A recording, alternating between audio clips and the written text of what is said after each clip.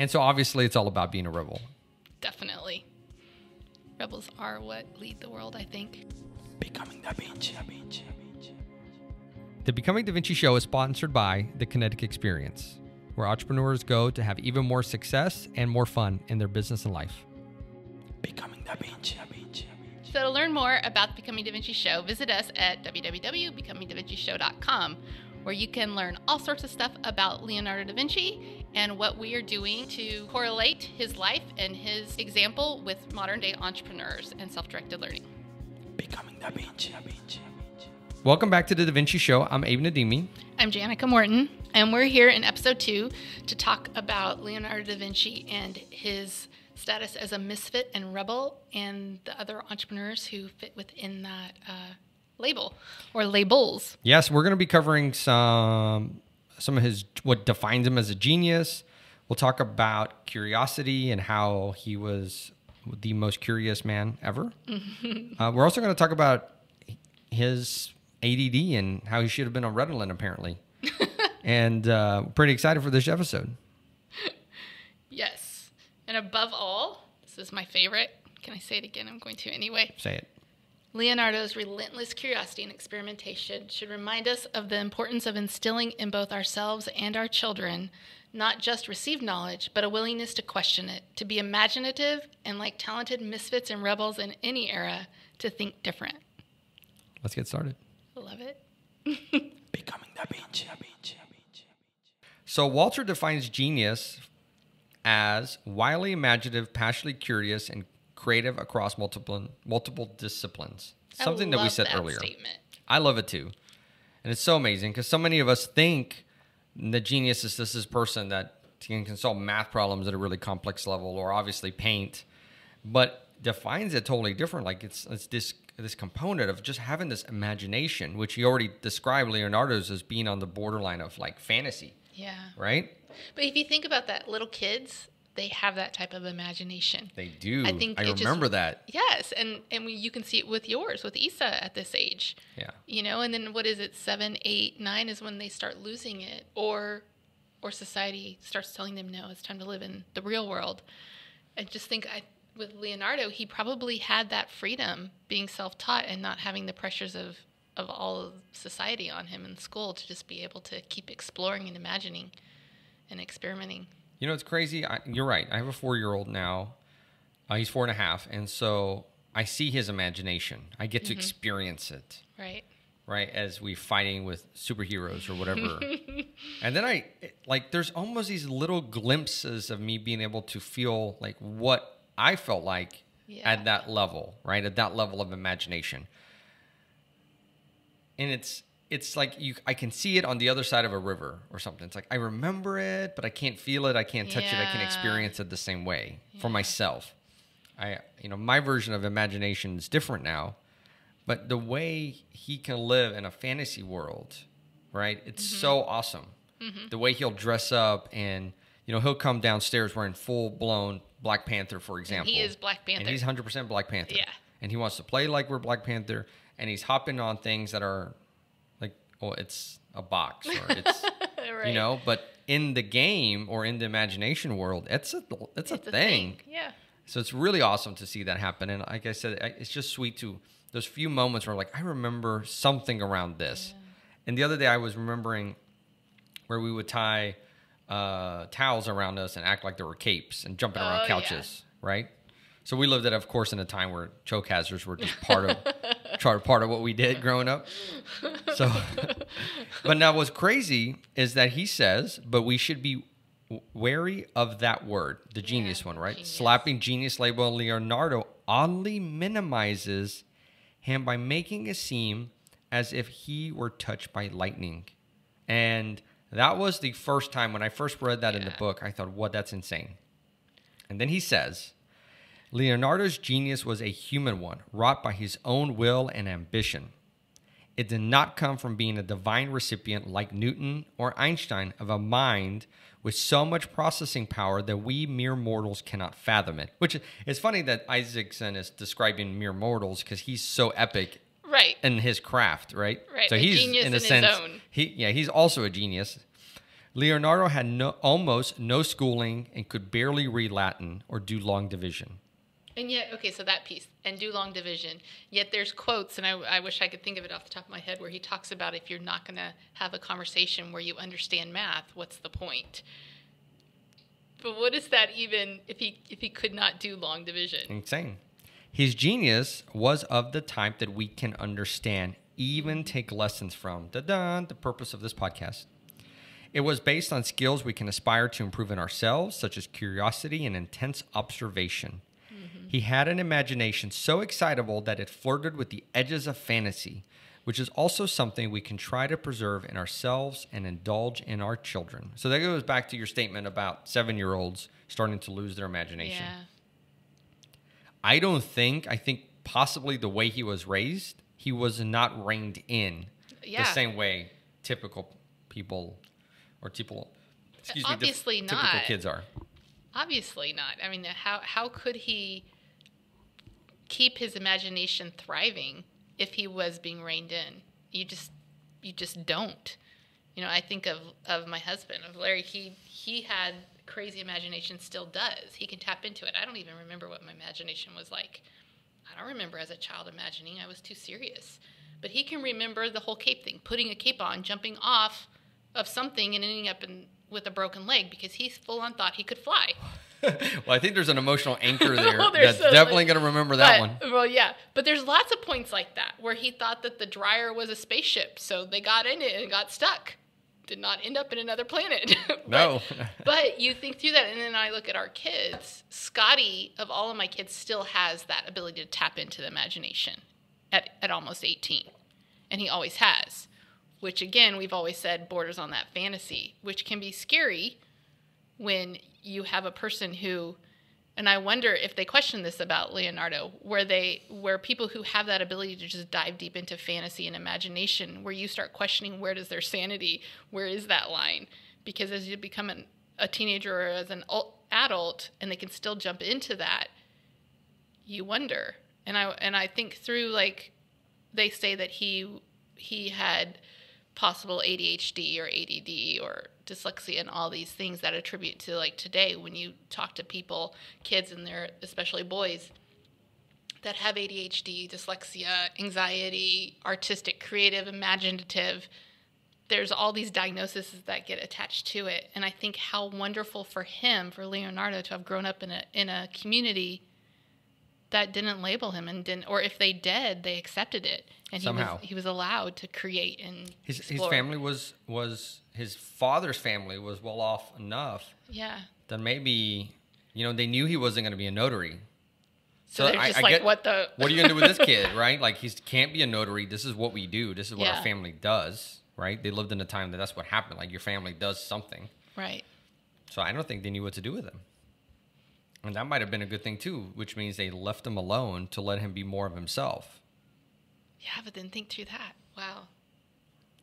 So Leonardo's curiosity. So Isaacson says, his notebooks are the greatest record of curiosity ever created, a wondrous guide to the person whom the eminent art historian Keith Clark called the most relentlessly curious man in history.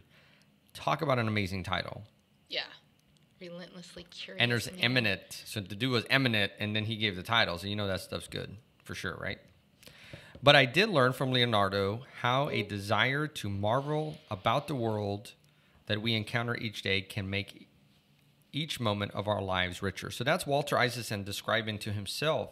So he actually describes in the book how he started to approach life differently after learning about Leonardo. Mm-hmm. How he would, like you said here, marvel about the world that we encounter every day. So it had a profound impact even on the biographer studying him. Well, it's had an impact on you and I, just Absolutely. in what we've studied, and the deeper we get into it, the more questions and wonder we have. It's such an intriguing. So you brought up ADHD and so forth. So he was known as somebody that went on tangents a lot. So I really love this one. He says, Leonardo was not always a giant. He made mistakes. He went off on tangents, literally pursuing math problems that became time-sucking diversions. Notoriously, he left many of his paintings unfinished, most notably the Adoration of the Magi, which is literally just left. Yeah. If you look at it, you pull it up on Google, and you're like, this is what he's super famous for? So does it count as one of his 15 paintings? I'm sure it does, I guess. I wasn't there when they started attributing stuff, but we will find again, out. We will find out. I think that's crazy, right? So there exists now at most 15 paintings, fully or mainly. So it's fully or mainly attributable to him. So I don't know about the small ones like Baptisms of the Christ or this. Yeah, we have to research that. Right? Isn't that crazy? Yes. You're talking about someone that, like, try to close your mind for a second. And if you're driving, probably pull over first. But you're talking about someone whose imagination was so crazy that it's described here as borderline on the fantasy. Right. That also couldn't finish many projects. That would go down this time-sucking diversions. Yeah. But also math problems, but also couldn't do long division apparently. Right. Like, what kind of an interesting person? But that's the awesome thing. And how, would you talk to this person at a cocktail? He'd probably be the most interesting person at the cocktail party because he'd be like, yeah, that's boring. Let's go talk about this. He would have deep conversations. I think it's crazy. Yeah. So, you know what's really crazy too is I found later on in the book, which was this line here, it said, over the years, both in Florence and especially after he moved to Milan, he spent time devising costumes, what is it? Theatrical. Thank you. I can never say that word. Scenery, stage machinery, special effects, floats, banners, and entertainments. He's, say that again. Theatrical. Thank you. Productions were so we're just going to not let me read this. Theatrical productions were ephemeral? Yes. Ephemeral. Let's start all that over again. Can you just read this whole thing? Actually, I'm going to skip this. Robert, help us. So this was really awesome. Later on in the book, it describes how he went to Milan and worked in devising costumes and machinery for theater productions, right? Which was also really interesting because that allowed him to combine art and engineering and was really a part of influencing his other work. And so we don't really talk about those things, right? Because most of those things, they were used and they vanished. It's not like we have them sitting in museums or whatever. So if anything, we know about those probably from his artwork and his journals. I'm sorry, his journals, his notebooks. So of course we already touched on ADD, but it says here, and it says amazing, right? Because a little jab to modern society, where Isaacson said, had he been a student at the outset of the 21st century, right, he may have been put on a pharmaceutical regime to alleviate his mood swings and attention deficit disorder. One need not subscribe to the artist as troubled genius trope to believe we are fortunate that Leonardo was left to his own devices and to slay his demons while conjuring up his dragons. I love that because that's what I did with my kids. How many 4-year-olds are doped up right now on Ritalin and whatever else they're supposed to be using? So they can learn to read and write. So they can learn to read and write and literally go against these amazing role models that we have. Exactly. As a society, that's such a shame that this is the story that we say. Well, your kid has got so much imagination and so much energy and is vibrating in his chair or her chair in kindergarten, first grade, second grade, and that kid is a problem, and that kid needs to be medicated. When was it started? When was the conversation switch where how you are when you're born is a problem? Right? So it's really funny. I think I just got shared this little thing on Instagram by Tangi, which was society says, be unique and be who you are. But then right after that, it says, but not that. But not that. Be the other thing. Yeah, be the other thing. Be more like us. Yes. And so above all, Leonardo's relentless curiosity and experimentation should remind us of the importance of distilling in both ourselves and our children, not just receive knowledge, but a willingness to question it, to be imaginative, and like talented misfits and rebels in any era, to think different. You're going to hear that paragraph a lot. Yes. It's my favorite. It's Jannica's favorite, and we're going to, it really is so much, again, of this introductory chapter was so much of what we have pondered and thought about as we worked on the Becoming Da Vinci podcast, in particularly the work we've done in the Kinetic Experience, which is around cultivating a change in all of this stuff. So it is about education. It's also about entrepreneurship, because to me, I think so much of them align. It's creating the optimal life between education and entrepreneurship, or a career. Or a career, whatever that is for you, whether you're a career person or you're an entrepreneur, or you're staying at home and you're raising a family. Right. It's understanding that the path for you is not necessarily the one laid out for you in society. But for a lot of individuals, they never have heard any different. That's what they know, right? So here's some things that you can do at home that you may like, which we're going to do our best to give you some takeaways from the podcast that you can continue this conversation or these thoughts at home. Or in your office, or with your friends. That's right. Wherever. That's right. I keep on saying at home, but we really mean everywhere. So one thing you can do is you can text Da Vinci to 38470, and we will send you a download for this. Or here are some things. One of them is reward creative misfit actions. I love that. So that is usually going to be difficult on the owner of the business or the parent. But before you go ballistic, think about what is actually happening. Think about what your team member is doing. Think about what your child's doing, or your spouse. I have a really good example of this. A really good one. Go for it. So Grant, my third son, was 5 or 6, and he was just learning to write. And I had bought a ton of Sharpies because I love Sharpies, and they showed up. And so over the course of a month, Grant wrote his name, which before that he couldn't write his letters very well. He struggled with it. So Grant was on the white countertop. Grant was written on the walls. Grant was written on the leather seat in my car. Grant was written on the back of the leather seat of my car. Grant was written all over the place on the brick of the house. But when we thought through it, we're like, look at him. His G's kept getting better. Like, I'm going to disagree. This is creative misfit. He doesn't seem very creative at this point. He was totally creative. That's called graffiti. No, whatever. Graffiti's really creative. He literally just tagged your whole, everything you own with his name. But he was practicing. He saw spaces of, that's where I can write my name. And he did. And he got better with each one.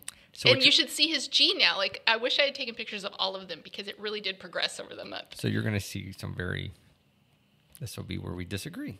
I respectfully agree to disagree. Whatever. Would not be happy if I came home. Put everyone in their boxes. I would not be happy if I came home and Isa had wrote ISA all over the whole house. Did I say we were happy? No. Looking back on it now. It was not. Looking back on it now, I'm saying that would have been a good moment to reward his misfit I would like to say, for example, let's say your sales team has a specific script, and they always do the same thing when they reach out to clients, and one of your sales team members realizes that, you know what, instead of doing the script thing, why don't I find out what's going on in my client's life first? Let me see what's going on with them and truly connect with them first before I try to sell them anything, because maybe what I'm selling them isn't what for them. And changing the story around sales. Maybe that would be something that would be, quote unquote, a creative misfit in your organization. And instead of freaking out saying, no, there's a script, you're supposed to run the script, so you step back and figure out what's going on. Get to the why of everything. Get to the why. So the second thing you can do, which is, how are you a rebel today? What did you do that was different? And that leads us to the third one, which is, what status quo concept did you question today? So, and as an example, Da Vinci started pondering, why is the sky blue? Like, how much stuff like that do we take for granted? Just the commonplace things that we just... And the cool part now is that, you know, with the internet and the way information is available, you could probably Google that and find an answer, obviously. And there may be some other status quo things that you would question and find answers for. But the whole point is that you're constantly wondering and being curious. It's not that you have to think of something that nobody else in the world's thought of. That's not the goal here. It's that something that you had never thought of before, yet it's right in front of you. And so from that, you're going to be open to new ideas. You're going to learn some things. And you're always going to be looking for those things where you're like, but why? Mm-hmm. Why do we do it that way? Which is what drives innovation. Like, so yeah, it is. And maybe Grant was questioning that. Why am I not allowed to write on the wall? Why am I not allowed to? So we love to hear your thoughts on 5-year-olds coloring all over your house. Please hit us up on Instagram. We're Becoming Da Vinci Show, or send us an email to hello@becomingdavinchishow.com. Yes. Or find us on the website. That's right. At becomingdavinchishow.com. Thank you very much. Have a wonderful day, night, wherever you're at. Becoming Da Vinci. So we're going to put this out there. If you know anybody that should be covered on this show, please let us know. You know, we're looking for people that are innovative, you know, whether they have a business or not. Maybe they're a school teacher. Maybe they're just that cool grandma down the street that has just really figured out how to make amazing tomatoes grow in her backyard. So we're looking for self-directed learners. We're looking for innovators, innovative people who are always learning and trying new things. So please reach out to us at hello@becomingdavinchishow.com. Hey, thank you for tuning in to the Becoming Da Vinci Show. Join us next time as we learn more about Leonardo and modern-day entrepreneurs.